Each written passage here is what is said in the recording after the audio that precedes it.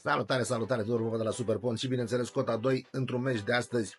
Ieri a ieșit bine un GG și 3 plus la Ajax, care din păcate pentru ei l-a cam anulat șansele la titlu. Am spus că acea cotă de 1,65 pe care Ajax o avea destul de periculoasă, au fost egalați prin minutul 90 plus 9 sau ceva și s-a cam dus titlul către cei de la PSV. Da, asta e, nu e o problemă, nu a ieșit cota.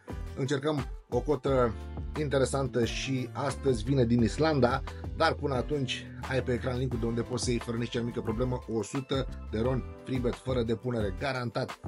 Tot ce trebuie să faci, accesează linkul de pe ecran, deschizi cont nou, faci verificarea contului și primești 100 de RON, nu 35 cum e oferta standard, ci 100 de RON special pentru tine de la băiatul.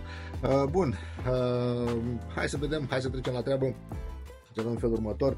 Cum spuneam, cota 2 dintr-un meci de astăzi din Islanda, este un meci de cupă, Breiðablik cu Vestri 4 plus. Nu e ușor, în principiu în Islanda se marchează mult, este și sezon bun, vremea este ok acum, dar nu se știe niciodată. Istoricul celor două echipe nu e unul neapărat foarte favorabil din perspectiva golurilor, dar sper să fie ok, să vedem multe goluri astăzi.